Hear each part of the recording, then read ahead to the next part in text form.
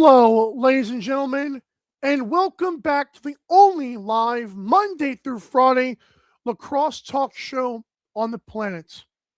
I am your host, Michael Karvelis, and this is Daily Dive. It is Thursday, March 26th, and this show begins now. We are live streaming via the airwaves of North American Talk Radio on YouTube. Subscribe to the channel for other great shows, not just sports, but we also have live sports, including college men's and women's lacrosse this weekend, as well as a women's flag football game this weekend, all courtesy of Illinois Wesleyan. Thank you for your support. On today's awesome episode, I'm going to try to analyze and basically react to hearing that there's no junior NLL in 2026. It's weird, and I think that people have dropped the ball, and I don't know if they'll ever admit it. But I think it's just adding to another problem that the league has. We'll then get to my latest could happen as I go on NLLstats.com and try to figure out how the season will end, and we'll also compare it to what it looked like last week for me, because this league every week does change, and I think it's a great thing. And finally, we will create the narrative for NLL week number 18.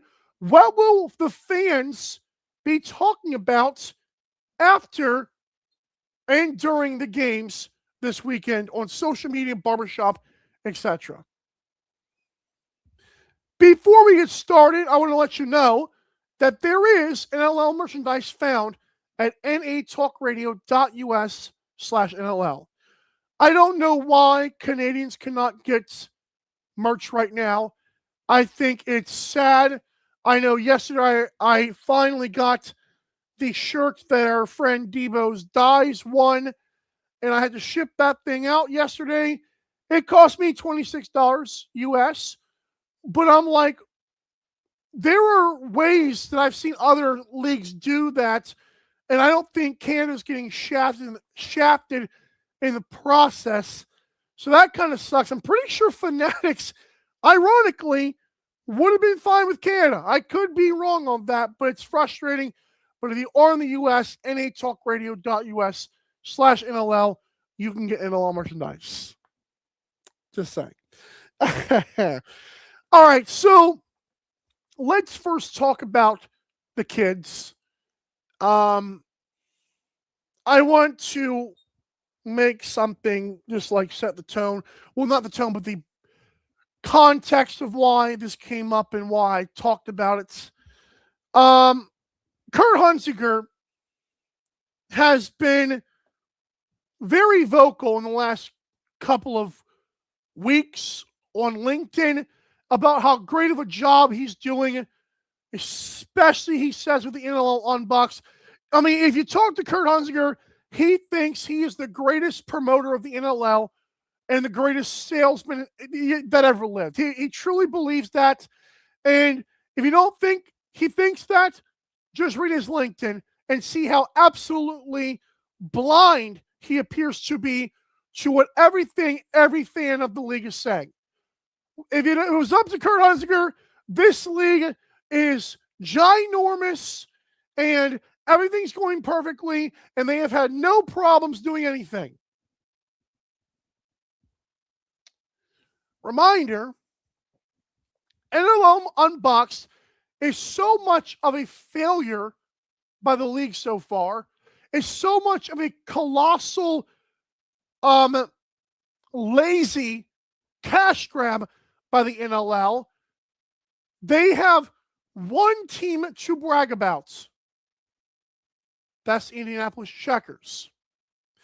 But yet the same guy who wants us to believe that the Checkers are a success story also told us there are, 60 students at 400 schools, I believe is what he said. It was some ginormous, stupid, obviously misleading number. Because I just want to tell people the way this man and this league are operating right now. I want to tell you how much they are lying to you right now. Can you show me the other teams that have popped up on their photo albums besides the Indianapolis Checkers? Better yet, can you tell me what school the Indianapolis Checkers came from? Was it multiple schools? How long has this been building? Folks, that was a local dad who wanted to be sponsored with the NLL in some way. It was some crappy tournament they went to, and that is why Unboxed is a success. Folks, there are real families out there with real children who would love to play box lacrosse. And because of people like Kurt Hunziker, who are really bad at their jobs, their kids can't play. They can't be coached by people who know the game. They can't meet their heroes, etc. The league at this point does not seem to care. I am sick of it. I know for a fact Kurt Hunziker, because of what he says is one team that usually runs it, there's no junior NLL in 2026. I didn't say it, but that's what's happening. The open-ended tweets I made yesterday or the day before, I said that knowing it's not happening. Jimmy Dowick had a very sticky offseason with the NLL, did not seem very happy when he jumped on another podcast that will not be named because they don't like to follow me. It's fine. He wasn't happy.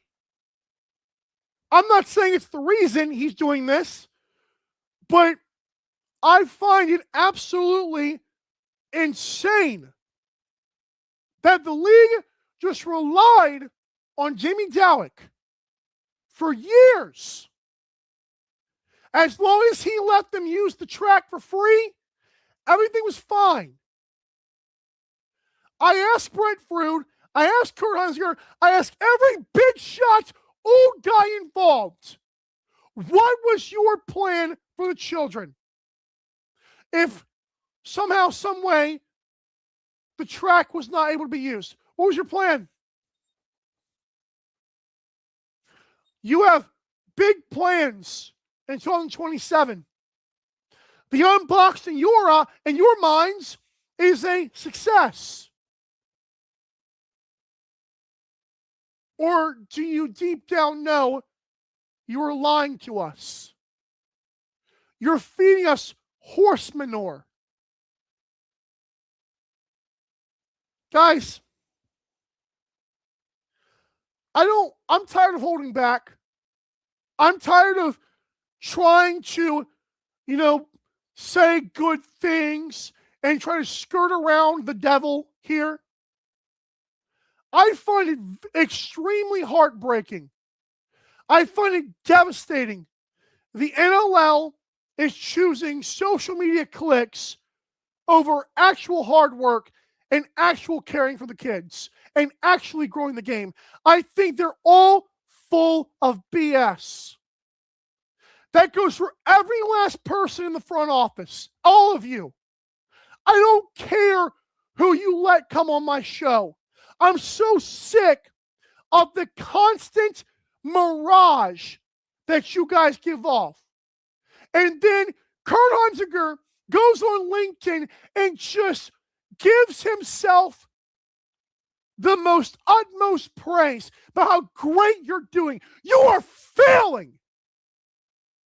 There is nothing the NLL has done in 4 years that I've covered this sport that shows me there's a future. Nothing. Your social media is trash. Half of your broadcasts suck. Your promotion uses an AI voice that's the equivalent of Dr. Pickle on TikTok. Your own front office people are either rocking out in a band of 50 people or less every Saturday instead of actually watching the games. Your commissioner shows up once every 6 months to give us some hollow State of the Union. Your merchandise literally does not even include Canada. Your unboxed logos are all nothing.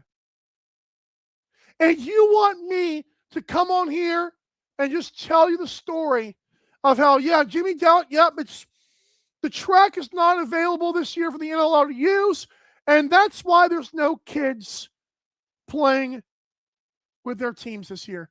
No, the story here is the utter failures sitting in the front office who make 6 figures or more. And you really think that until the 28th at the Olympics, do you really think deep down that lacrosse is just going to explode? You think the NLL is in a good spot after how awful the last CBA went? I don't think any of you actually believe any of that. I think you're all insane. I think I'm tired of hearing the blindfolds being put on our faces and the junior NLL being not a thing in 2026 is the equivalent of giving the biggest middle finger to parents and kids and then expecting them to return next year instead of playing other sports that actually give a crap. You all are absolutely selfish and insane. And I refuse to come on this show. Again, I will remind people how awful this league is run. I am the only daily show. I voluntarily do this after working a night shift. The least these stupid people could do is grow the game like they say they are. It's all hollow lies. All of it.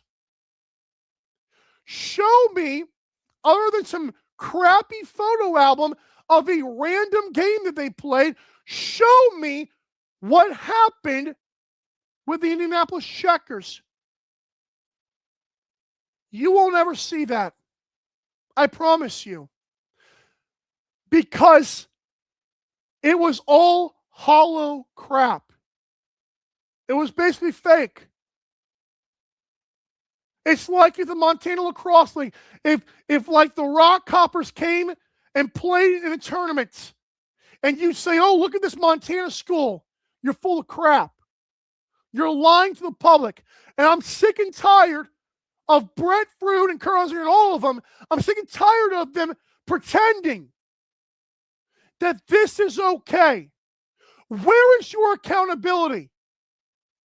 Why did it take you 2 years to figure out your apparel?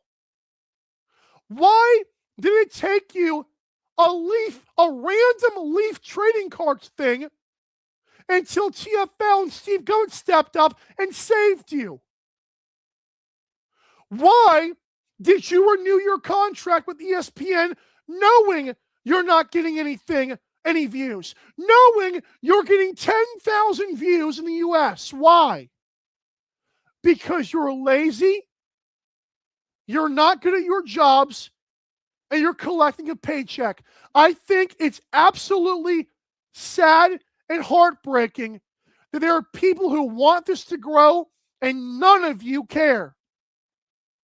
I don't care about the next thing that comes out of Brett Fruit or Kurt Hunziker's mouth. Actions speak louder. And the loudest action that has spoken to us has been the fact that junior NLL has just been canceled in 2026 because you had no second options. You just really hoped that Jimmy Dallett kept giving you that barn for free. I don't know how you wake up and put on your clothes in the mirror every morning and brush your hair. I don't know how you look at yourself in the mirror with a good conscience. For 4 years, I don't think I've seen anything that makes me say in 10 years the NLL will be in a better place than it is now. I think lacrosse is full of people who collect a paycheck and are not growing the game like they say they are. They hide behind some dumb slogan that every sport uses. I've heard basketball people say, grow the game, or refer to it as the game, or care about the indigenous culture when I don't, how? By a bunch of merchandise that you throw out? All of it is just hollow, trying to cover up the fans, trying to hide people from what's really going on here. Breadfruit, why are you okay with this? Why? Why is Kurt Hunziker allowed to go on LinkedIn and just give himself the biggest pat on the back, knowing he's not telling any bit of the truth of what's actually happening? Where are those schools for the unboxed? Why is there no junior NLL? Tell people, tell them all what's really happening. I don't want to do it, but I will. And I'm not going to be nice about it because none of you deserve that. Again, there were kids that you were just expecting to come back next year. What a way to grow the game. And you seem fine with that. You really do. I still believe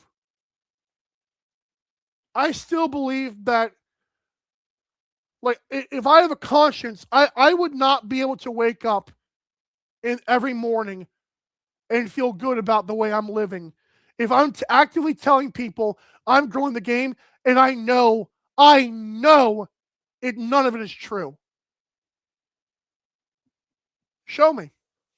Show me what's promising about this league, and then tell me why you think in 10 years it'll be different. That hurts because I've wasted my time for 4 years. It is awful, man. I don't know why I fell in love with the sport. Sometimes I don't like that I did. It's not because of the players or the product. It's because the people up top do not care about any of us. And it is abundantly clear. You're listening to North American Talk Radio, the all-new talk radio station featuring sports, movies, politics, mental health, and more. Check us out at natalkradio.com and subscribe today. Buy event tickets straight from our website to help the cause and get tickets to your favorite events for less. That's natalkradio.com. Thanks for listening.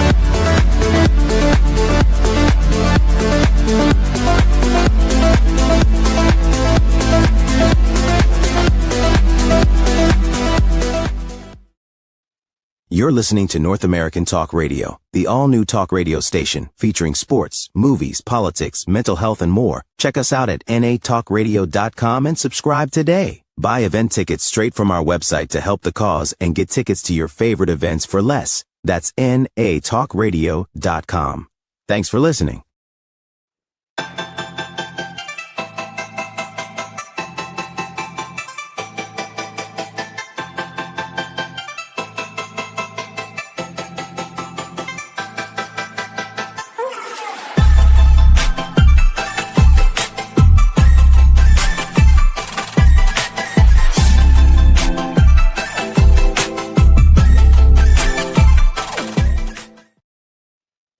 Welcome back to Daily Dive. This is the only live Monday through Friday lacrosse talk from the plant.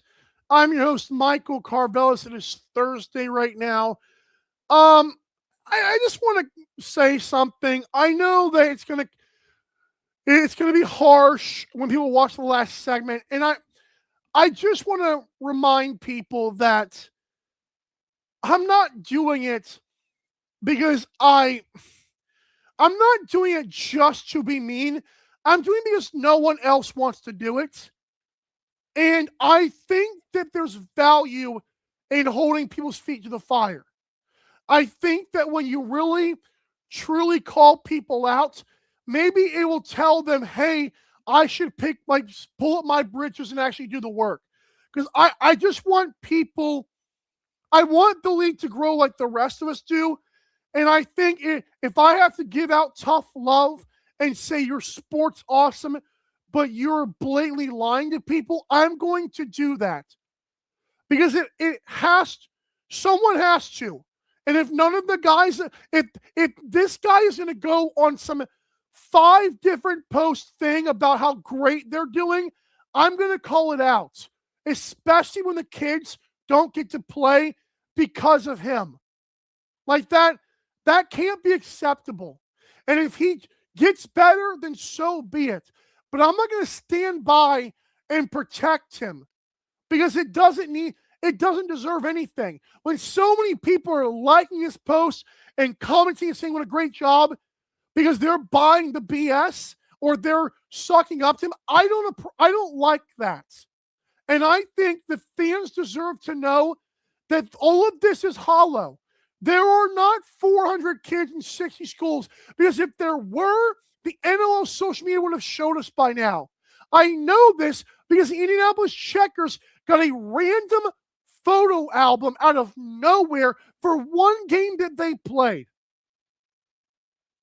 This is not just me hating, it's me begging them to be transparent and begging them to be honest and actually do the work they say they're going to do. Because the unboxed logos, nothing's happened.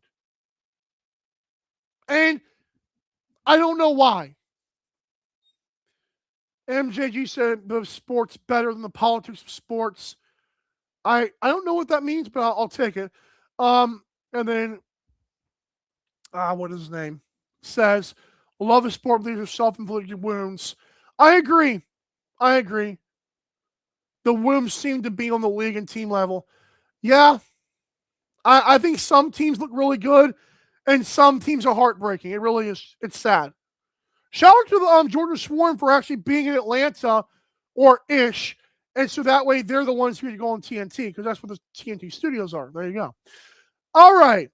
So every week, one of the reasons I actually love this sport is I like that it's a week-to-week storyline.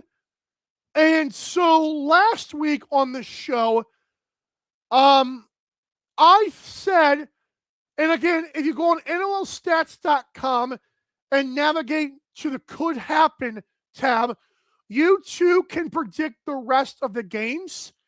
And I think it's a fun thing to do. You'll see who makes the playoffs and who doesn't. So, last week, I had Saskatchewan with a 2-game lead or 2-game finish over Vancouver for the number 1 spot at 15-3. I had Colorado. Well, actually, I had Buffalo at 11-7 in 4th place. I had Halifax finishing 8-10 in the 8th spot. And now I'll show you what I have this week. So here's my 9 through 14. I've got Philadelphia finishing 3-15 once again. I've got Oshawa and Calgary being tied at 6-12. That also did not change. I've got Halifax now at 6-12. So I gave them 2 less wins. I think Rochester and San Diego finished 7-11. Those records actually stayed the same. So if Halifax is out, that means I've got Las Vegas in. So last week I had Vegas finishing 7-11. I now have them finish 9-9 and in the playoffs. I also have Buffalo now down to 10-8. I've got Toronto up to 12-6. And I've got Saskatchewan still with the number 1 seed, but this time they're tied with Vancouver at 14-4. Wow. All because I watched last week happen. I think this is one of the coolest features that anybody in the media does. And I think Graham Perro should be shouted out for it. Because I keep saying not only is his NLLstats.com the greatest resource for not just fans, but also probably players and family and broadcasters, he also has a game like this called Could Happen. And I think, even if he doesn't like me publicly, I'm okay with that. Not some people don't. How's that? I think he deserves a boatload of commendation for this. It's just a super fun talking point, and I literally made a segment about it. So I think that's awesome that he does that.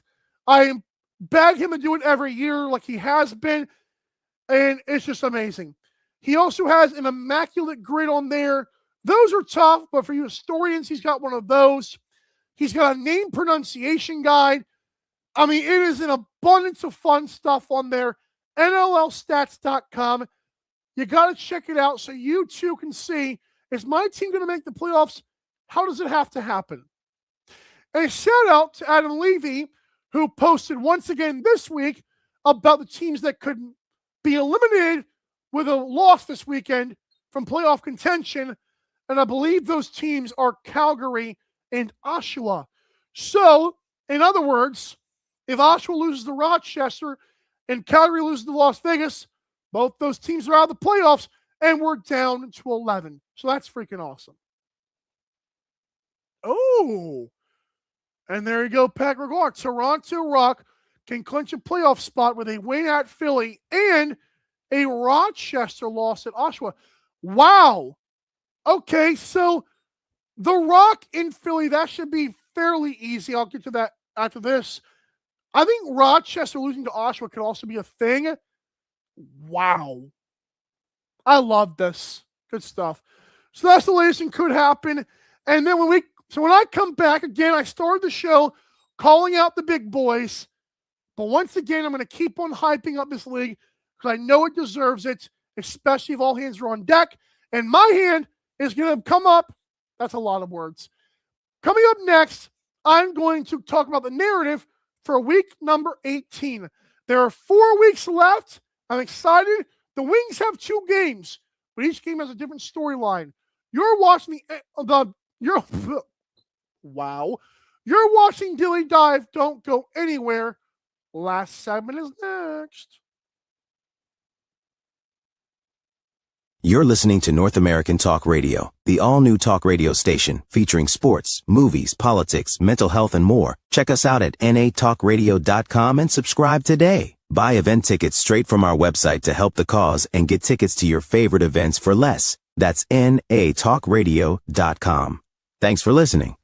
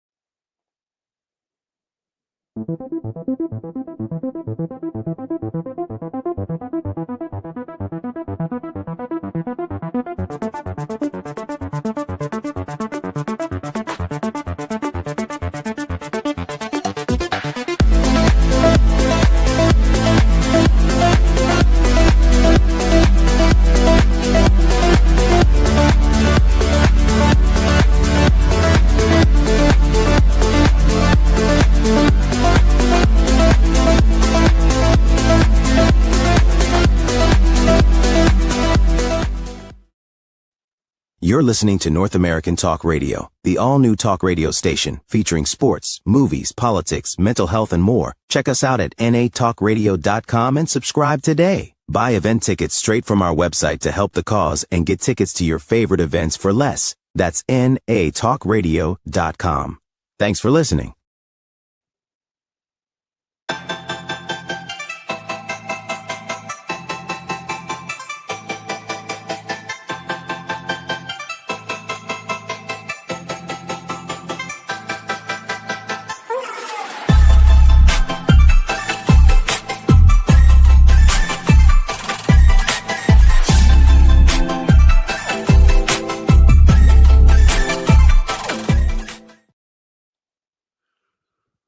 Welcome back to Daily Dive, the only live Monday through Friday lacrosse talk show on the planet.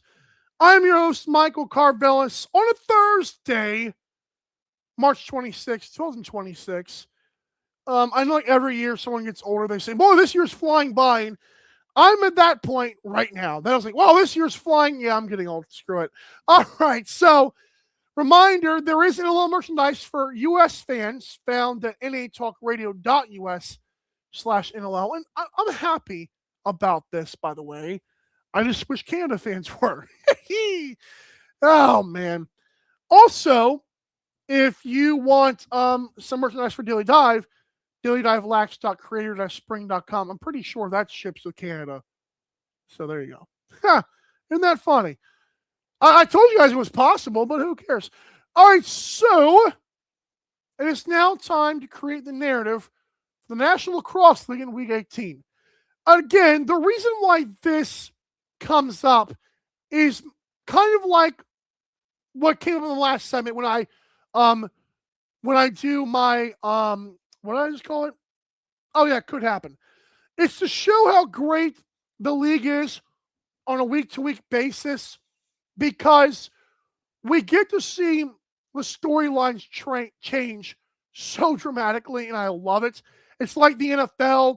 Like NFL, it's talked about every day it's in season, and I think that stuff like this matters. I know some people are like, we want 50 games in a year, and I don't know, man. I kind of like the 1 or 2 games a week, so it is what it is. So yes, create the narrative. What will fans be talking about on social media during and after the game, or barbershop talk? I know some people go to the barbershop and chop it up with the boys. Get it, chop it up at the barbershop. Wow. Okay, so first game is the first of a doubleheader for the Philadelphia Wings as they play tomorrow on Friday at 7 o'clock Eastern time. All times are Eastern. Thunderbirds come to town. And I'll be honest, this game is about a couple of things. Number one, pride. One of these teams is automatically missing the playoffs, and that's written in permanent marker after this past weekend's games. Halifax also at 5-9 is probably going to miss the playoffs. They need 4 wins and like 5 miracles. Like, they need a lot of prayers from the public, etc. And so I want to see which team looks more composed, which team looks like they have a brighter future going into next season. And I know the Wings are based on, well, will they even play? Just bear with me here, right? If the Wings were still together next year, then what would they look like? I think this game would be fun. Also, again, Halifax, like, it is possible, because Rochester did a couple of years ago. I don't know how dire their straits were compared to the Thunderbirds right now, but there's a chance You have to beat the Wings, though, obviously, for that to even come close to happening. Next up is the Georgia Swarm will be in Ottawa. By the way, Thunderbirds Wings only game on Friday. Georgia Swarm will be in Ottawa at the Canadian Tire Center. It's Troy. Troy is his name. Okay, I like that. Okay. What? Interesting. I don't know if that applies to junior NLL, but thank you, sir. So again, this is Saturday, 7 o'clock. The first of two games at 7 o'clock on Saturday.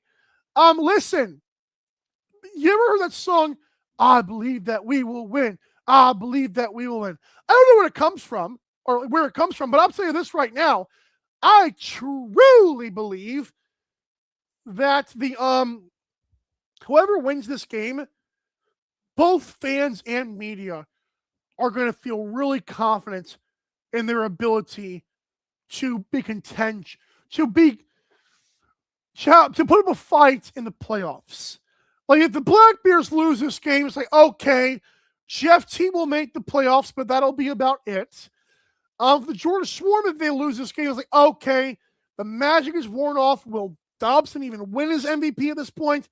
It's also, again, the winner will have a lot of people's favor, and the winner will have the first of like 3 or 4 MVP statements left. So Brett Dobson, if his team wins, MVP statement. If Jeff Teat's team wins and he plays well, MVP statement. All right? So I think this will be a big game for that.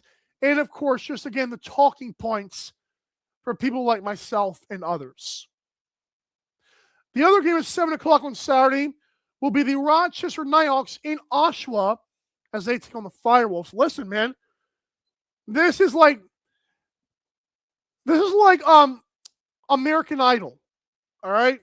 Well, just whatever. Or let's call it what is that one show? America's Got Talent and Canada's Got Talent, right? These are auditions for Glenn Clark and Randy Mearns. You want to know how Glenn Clark is going to keep his job if there's a chance, or if the Firewolves are considering letting him go? Win out. Like, show some fights. Don't lose the locker room. Don't get blown to bits and pieces. If there is a chance again on the basis that the Firewolves might let him go, that Glenn Clark can show a little bit here, finish this season like you did last season. Randy Mearns, pretty much the same thing. It's just you're in a lot worse situation because of the fire that you were thrown into.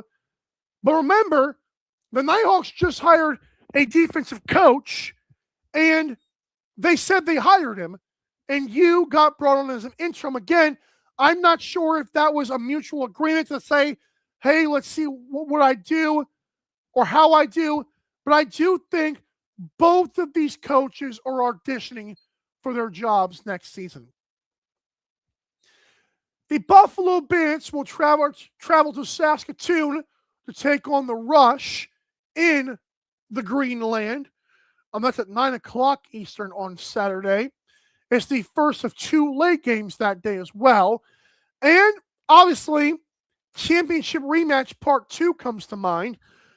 Another thing is, folks, if we're going to be honest, fans and media, if the Rush lose this game, myself included, suddenly it feels like the Rush are no longer the lock to win the championship that maybe a few of us thought it was about 7 weeks ago.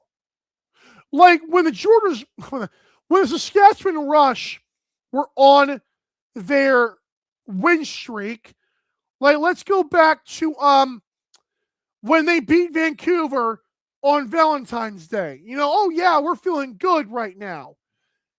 A month later, if they have lost to the Bandits, the Nighthawks, the Rock, and then the Bandits again, suddenly I'm doubting it.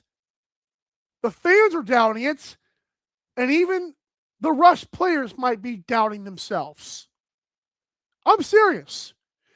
The Bins cannot walk into your barn and finish off a season sweep, especially the way the first 10 weeks of this season went for both teams. The Rush have a lot at stake despite maybe not having much at all. We'll see. The Calgary Roughnecks are traveling to Henderson to take on the Las Vegas Desert Dogs. The Las Vegas social media team has been absolutely cooking, by the way, from their hype videos to their local promotions. It's been amazing. Chris Kluche, Mitch Jones, Chase Fraser, all over that community. Sean Williams, I love seeing that. It shows that they truly care. I know the Joe Side money helps, but Desert Dogs seem to truly care about that community, and I freaking love it. That being said, this game's at 10 o'clock, and for this game, are the Desert Dogs about to start going on a run? Because it feels like myself and others are going to pick the Dogs to win this game, which would put them at 500. And I'm just going to go on a limb here. They have not done that since the expansion began. Like, they have literally not been 500 this late in the season. I know that without even looking it up. But I think they're going to win this weekend. And I think they might do so in kind of convincing fashion. So this, again, naturally will start the talk of the Las Vegas Desert Dogs and what their future really might hold. Don't let Calgary win this game is all I'll tell Landon Kells and Alex Bouquet. Like, I don't think Calgary will win this game, but man, oh man, if they do, Sean Williams might not get a chance to see the future of this team. I'm going to be honest with you. They cannot lose this game. Finally, another Sunday game in Philadelphia. Those have actually done pretty well in attendance this year, I believe. The Wings will welcome the Toronto Rock, the smoking red hot Toronto Rock. They're so hot, I said they're going to finish third and like could happen. So, what's the folks going to be talking about? Well, how big of a win can the Rock get? And again, it's just going to continue the same narrative. The Rock might be serious contenders. And I said to you guys a couple of weeks ago, I'm honestly wondering what holds them back besides feeling, they're led by rookies.